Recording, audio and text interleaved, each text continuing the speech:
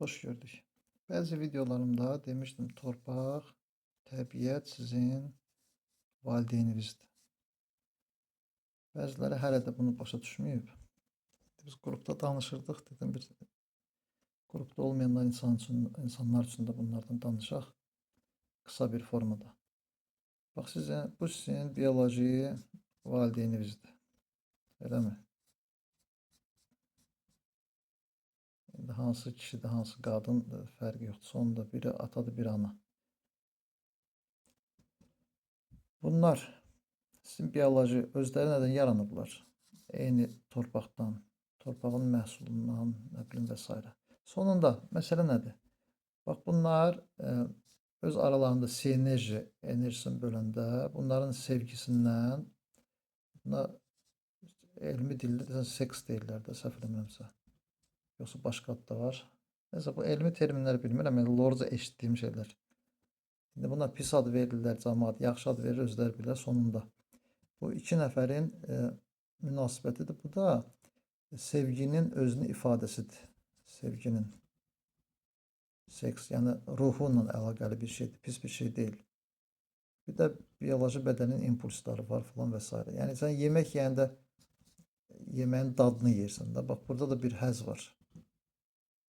Bir proses var. Beləliklə həmin bu proses zamanı bu informasiyanı ötürüb Quranda deyir, Adəmlə Həvva yaxınlıq elədi və Həvva yükləndi. İnformasiyadır da sadəcə. Belə deyək. Bu nətər oldu, neynədi, nətər yükləndi, söhbət nədən gedir? Tutalım, anadır, eləmi? Ana bətni var, rəhim deyirlər. O portaldır da əslində, buradan informasiya gəlir hər tərəfdən. Bir sözlə bu yetişir və bunun bir övladı əmələ gəlir. Yetim. Məndən qəşəng rəssam çıxar amma. Xaricdə buna neçə milyon pul verilir bu axma-axma şəkillərə. Aksiyonda falan da. Amma onun üçün gərək həyatda olmayasan, dünyavi dəyişmiş olsan ki, sənin əsərlərin dəyərli olar. Bir gün bunları saxlayın, satarsınız ki, Vüqar Camal çəkdi bunları. 100 ildən sonra qiymət olacaq. Beləliklə,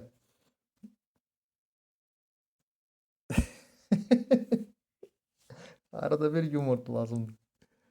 Bax, həmin o bunların arasında baş verən o maye informasiyadır da, bunun içində də hər şey. Suda informasiya var, bu da sudan ibarətdir. O nədən yaranır və informasiyanı hardan alır? İki dənə sual var burada. Sənin valideynlərin torpaqdan çıxan o düzəltilər yoxdur, bitkilər, filanlar, nəminələr, meyvə çıxır, onu yeyir, buradan kartuşka çıxır, soğanı çıxır, xiyar, pomidor filan. Onları yeyəndə bunun o spermasının, o mayenin tərkibi yaranır. Torpağa aiddir da bu. Torpağın materialıdır. Və bunu bununla bölüşəndə avtomatik olaraq, yəni sən fizik olaraq torpağın övladısın. Onun verdiyi o qidalar olmasaydı, sənin bu fiziki bədənin yaranmazdı. Qalır indi buradakı informasiya. İnformasiyada nətər olur? Tutalım yer kürəsidir. İndi buna göz qaşda qoyaq, qəşəng yer kürəsi canlıdır. Bu da günəşdir. Belə çəkirdə günəş o vaxt görmüşdüm. Buradan şüalar gəlir. Bu torpaq, bu da nüvəsidir də.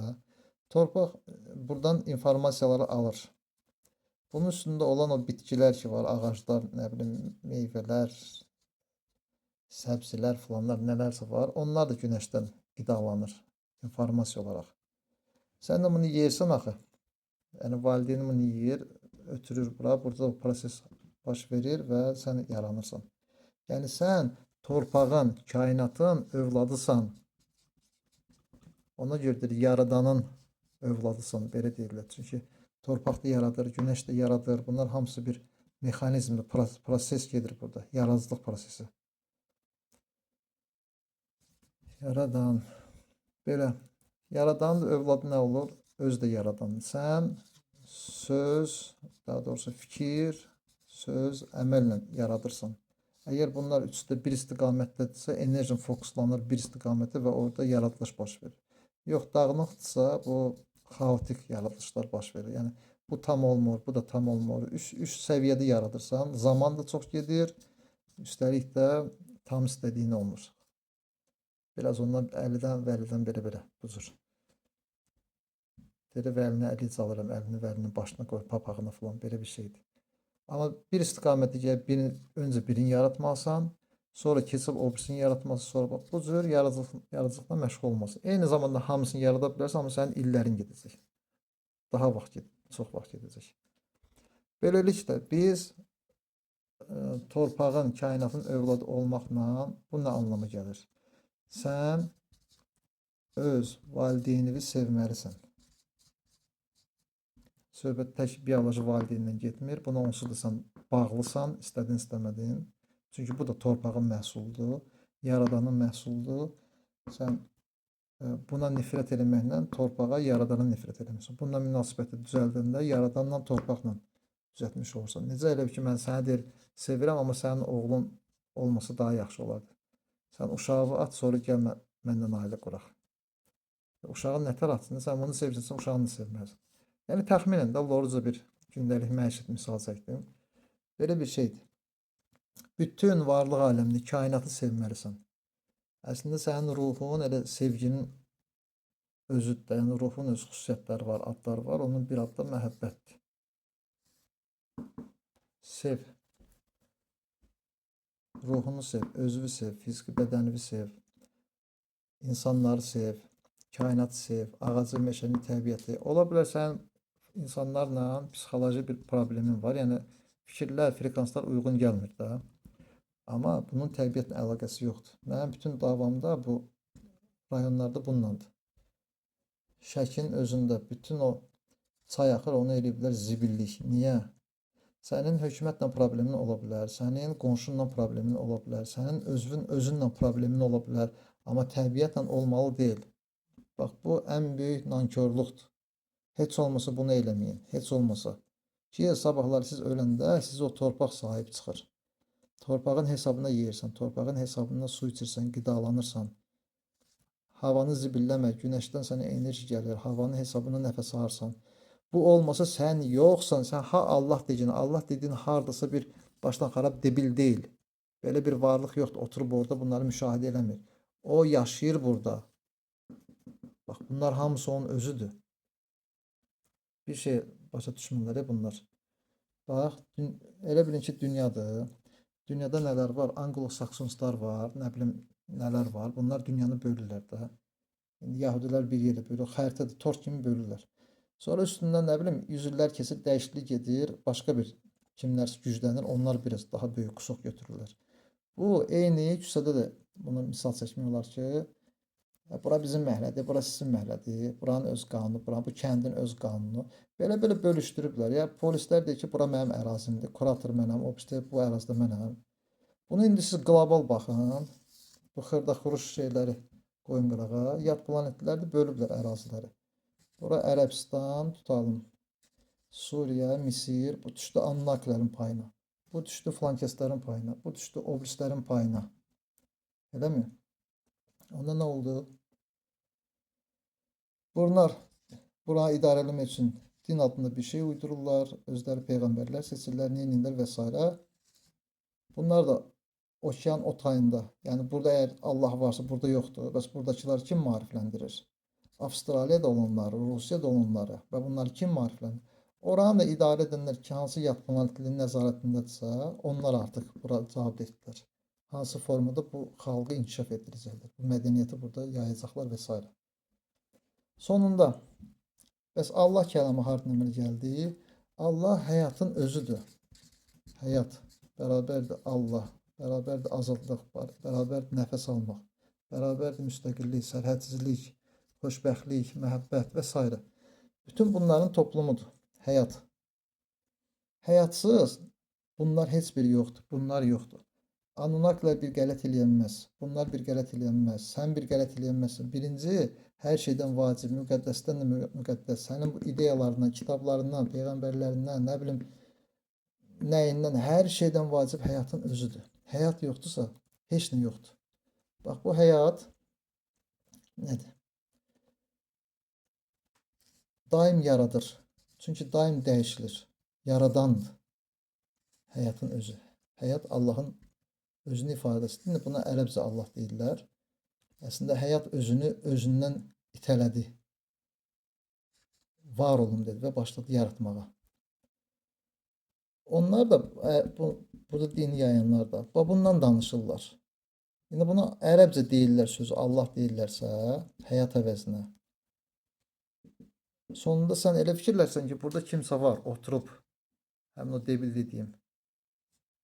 Və bəzən də onu günahlandırırsan ki, bu qədər burada pisliklər var, bu qədər aclıqlar var, bu qədər zülm var, hamısına göz yumur. O niyə kömək eləmir vaxtında, niyə eləmir? Onun işi o deyil. Həyatı yaradan sənsən. O sənə həyatı verib, bu lövhəni verib də, lövhə budur. Sən nə istəyirsən çəkə bilərsən burada. Kiminsə qəlbinə dəyə bilərsən, kiminsə könlünü ala da bilərsən. Gözəl bir tablo da çəkə bilərsən, axmaq bir şeydə. Hamısı səndən asılıdır. Həyatı sən yaradırsan.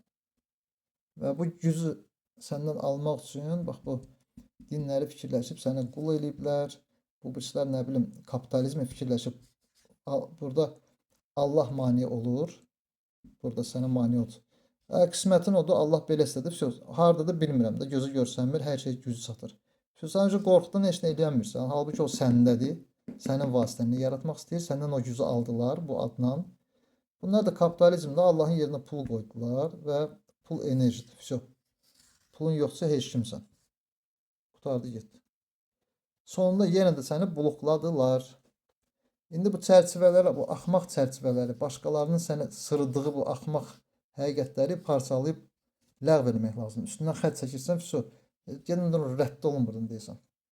Və öz həqiqətini başlayın yaratmağa. Öz reallığını, öz həyatını. Fikir, söz, əməl bir istiqamətdə olmalıdır. Onda sən o yaradıcı olduğunu biləsən.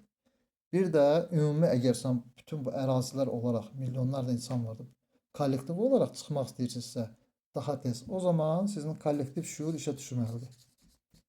Kollektiv şuur. Çünki bu qədər insanın enerjisi, bir istiqamətə fokuslanması göz qırpımında məsələni həll edə bilər. Və sizə bu şeyləri sırıyanların gücü çatmaz. Yəni belə deyək də, sən gedib siqaret çəkməsən, siqareti sənə kim sıraya bilər? Hə? Bax, kapitalist ölkəsində. Sən gedib səcdə etməsən, özünə qul demisən, kim səni məcbur qul saydıra bilər? Keçmişdə fizikanın, təbiətin qanunlarını bilmirdilər. Şimşək çaxırdı ilə Allah qəzəb edib. Nə bilim, yer sürüşürdü, Allah qəzəb edib. Və bunları öyrənə-öyrənə baxdılar ki, boş-boş şeylərdir. Bu təbiətdir, bu həyatdır, bu proseslərdir, bu olmalıdır, bu normaldır. Allah buradan elə hər şey qəzəb edirsə, onda bu getsin müalicə alsın da. Bu nə tər Allahdır? O deyil. Allah budur, həyat. Həyat yoxdursa heç nə yoxdur. Həyat nə ilə? Ruhun enerjisindən yaranır. Ruhun səhər-səhər səni oyatmasa, hansı cəhənnəmdəsən? Sual verə bilərəm sənə. Cavab verə bilərsən mənə. Hardasan sən? Bax, ruhun gəlmədi, oyatmadı.